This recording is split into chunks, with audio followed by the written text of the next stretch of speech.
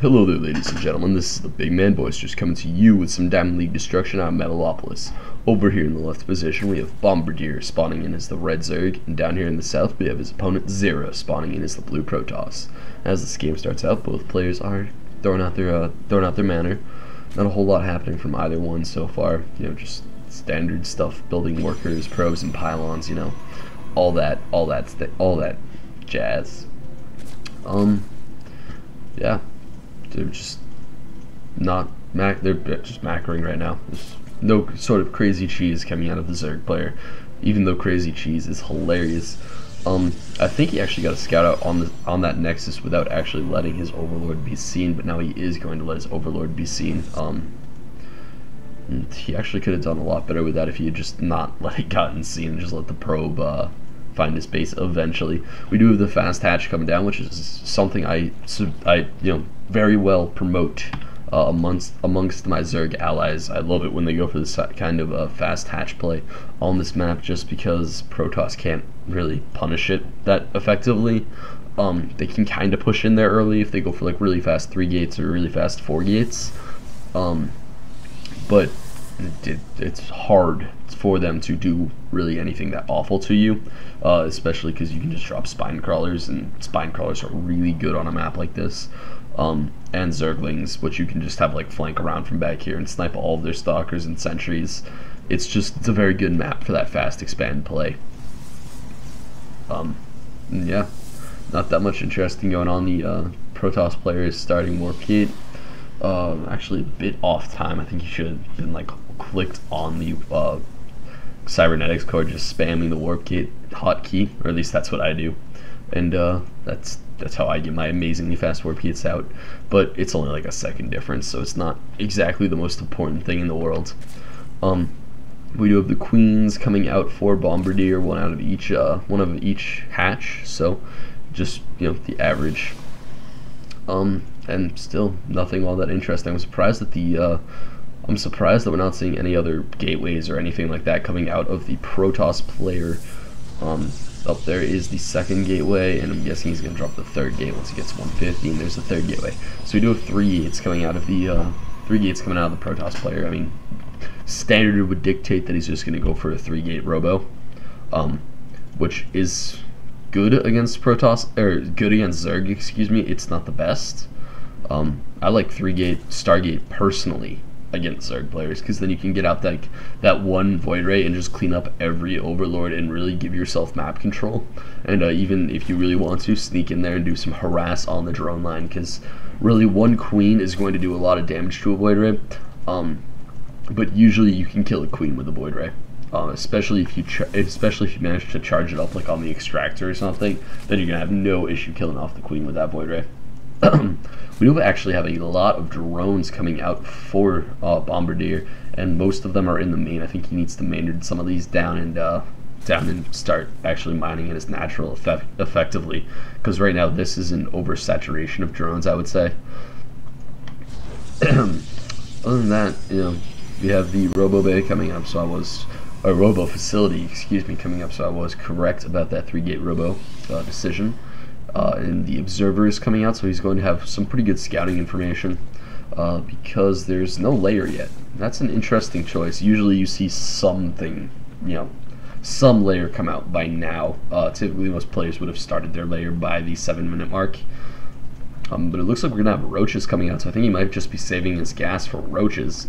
That's iffy. I don't like Roach play that much against Protoss players this early. Like Roach Hydra later, like Roach Hydra Fester later is really good, but at the current point you just want to be going for tech and maybe even getting like some Mutalisks out and harassing a little bit, and then just hard transitioning out of Mutas into an actual Deathball army like the Roach Hydra Infester, and actually going and killing your opponent after you've just essentially harassed him, / you have the crazy advantage. And we do have this Observer flying around, and this is another reason why it's great to have the 50-50 Overseers, because as soon as this layer pops up, I think he should drop an Overseer. At least this is what I do whenever I play against Protoss as Zerg. I just drop an Overseer, and then you fly around your base and you find those Observers and you just pick them off, because it's best if they don't have any scouting information. We do have a third going down for Bombrider. Pretty averagely timed. It's not really amazingly fast or amazingly slow. 8 minutes is usually when you want to have your third down as Zerg, and this is actually kind of a late expansion Nexus, because, you know, I think this hatch is actually going to be finished before that Nexus, and then you're in a situation where it's 3 base versus 1 base. Granted, it's not going to be like that for long, but you really don't want to have any moment where somebody has that advantage on you. You have a lot of pylons coming down, and they're all in a row, which is something I don't agree with when you're playing as Protoss. I think it would have been better if he had just pyloned up like down here, so that he could actually warp stuff in all over the place. You're pyloned up right here and right. Oh, he's dropping a pylon over there, but like you just want to have a lot of that power all over your base, so that you can really drop units where they're needed. Instead of having to drop them in like an area like right here where there's, you know, quadruple power coming in. It doesn't help you at all when all your pylons are stacked up, honestly. We do have the Maynard coming down. All the probes are heading down to the natural to start their new jobs, and the third is not even close to saturated yet. There's absolutely no Maynard here, and we have a Nidus network coming out. So Nidus Worm play appears to be what's going to be his next his move of choice. This Overseer is not gonna get killed. And the only issue here is that the Protoss player has sight everywhere of his base. There's nowhere he can drop like a hidden Nidus Worm. It looks like the Changeling Zealot is going to get seen and picked off. Changeling Zealots look really cool when they die. Yeah, still not that much going on. I mean, the Nidus network is done. I think he just should use it to reinforce a push. Like, he should just be trying to push down the front door of his Protoss opponent and then just reinforce it with a Nidus Worm, like right here. And then, you know, as you get closer and closer to his main, drop Nidus Worms closer and closer. But as immortals are now popping up, his window is quickly closing for actually using a roach push against his opponent, because once they have immortals out, or enough immortals out, excuse me, it's just, you can't push into that with roaches. Once you get up to like 6 to 8 immortals, it's just it's not going to happen. At least cost effectively. You will get absolutely destroyed by these immortal numbers, because they do, you know, 50 damage versus roaches. So they'll be, you know, 3-shotting roaches, or, you know, 2-shotting it once they're weakened by all of your stalkers, and it's extremely dangerous to push into that. I'm still wondering when we're going to see this Nidus Worm come into play, because it really hasn't done anything yet. Again, I think you should just push in right here. Like, just push in, drop a Nidus Worm, and reinforce with it. It looks like he might be preparing to do that, because he does have his army split up, and he actually has 2 Nidus networks. So he'll be able to drop double Nidus Worms, which makes it kind of easier to get Nidus Worms down into your opponent's base, because you can actually do it like aggressively, like he is right now, and just drop 2. But the issue is that, like, I think Stalkers can still DPS 2 down before they actually finish. So we do have that one Nidus Worm go down. The other Nidus Worm is taking a lot of damage. It might be able to get a couple of units out. Gets 4 roaches out, and 4 roaches are now against an immortal and 3 stalkers. I think he should have dropped these Nidus Worms earlier. I'm not sure if he just didn't have the money, but we do have all of those Nidus Worms getting cleaned up, no problem.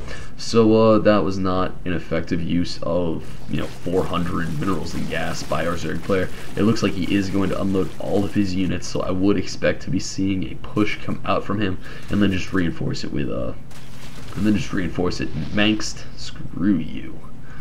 God, having your statue in the middle of our map, what are you thinking? Ugh.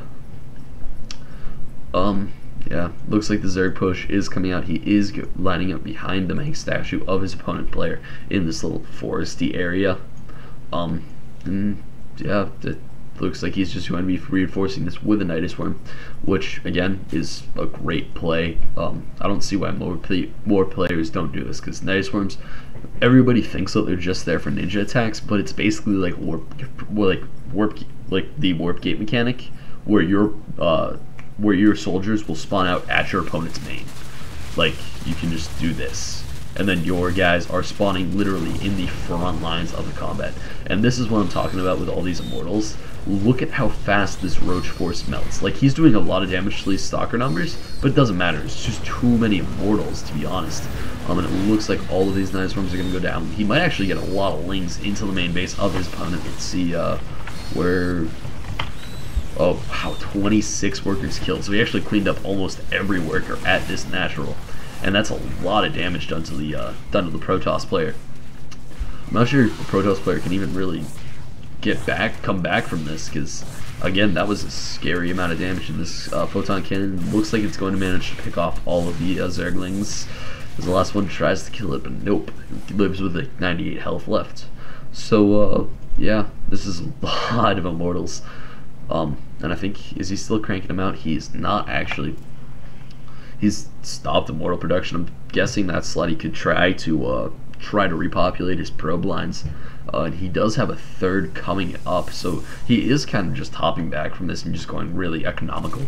And I think the Zerg player could just go for a second timing push and really eliminate him. Especially if he dropped like another macro hatch. Like even just another one right here, so that he could really make Zerglings effectively and not hit, you know, this 2k cap on his money. Because 2k is a lot of money, and you don't want to be wasting that on just, you know, sitting there in your bank. And he needs to saturate these gases, to be honest.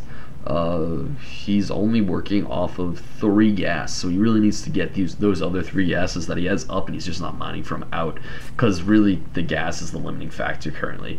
Even though he's going roaches, like, he's still running out of gas because he just doesn't have any geysers. It looks like we do have the Nidusworm popping up right here, so this is, you know, the proxy Nidusworm, not like the really, really aggressive Nidusworm, which would be, you know, here. Then 2 Nidusworms actually. Wondering what the point of this second one is, considering the fact that he really needs to start conserving gas if he wants to do this effectively. And, you know, the roaches are just coming out, and he has actually a lot of units. He has 176 to supply to his enemies, 116. That's pretty dangerous for our enemies, and he's only ahead by 6 drones. Well, actually, no, 4 drones. So most of this is units. Most of his advantage is going to be units, and it looks like this third is going to start getting nibbled by the Zerglings. All these probes are going to go down to the hands of these Zerglings, and it looks like this is all just a huge Roach army, to be honest. I would have liked to see him try to come up with some Hydras too. Just go for a really aggressive Roach Hydra, you know, Nidusworm reinforced push, because that can do a whole ton of damage to your opponent. Plus, the fact is that Hydras are way better against the gateway ball than Roaches are, because they have the additional range that allows them to, you know, get all of their damage done despite where they are in the battlefield. And it looks like we have this Nidusworm. It's just not unloading.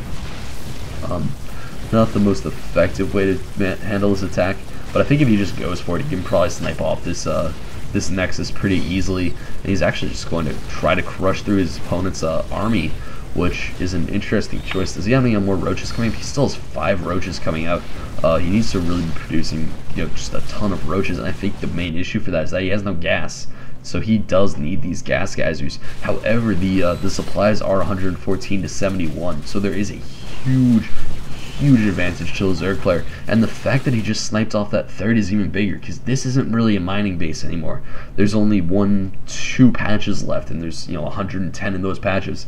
So, you know, it's basically a 1 base versus 2 base at this point situation as far as mining goes, and soon to be 3 base, because as soon as I'm guessing that as soon as this is mined out, he's going to transfer his, you know, 20 drones that is just standing here on this 1 mineral patch, and he's going to actually make those go mine over here. I'm still amazed that he hasn't. I think he just forgot about these gas geysers, and he thought he was working off of 6 geysers, because he is not. That's a bit of sloppy play, to be honest, out of the Zerg player. But it doesn't matter. He's just going to keep shoving down this Roachling army. Just keep shoving it down his opponent's throat. And I think it's finally going to work this time, to be honest. I don't see this Colossus actually doing enough damage, and the Colossus does go down. The probes are drawn off the line to try to do some fighting, but Zera calls the GG. Anyway, guys, if you want your games commentated, send them on into YouTube.com, or send them on into boisteroussc2@gmail.com. If you want more Boisterous action, head on over to youtube.com/user/boisteroussc2. If you have any questions, comments, concerns, anything like that, you can go ahead and post them in the Battle.net thread that will be linked in the description of this video. Anyway, guys, this is Boisterous signing out.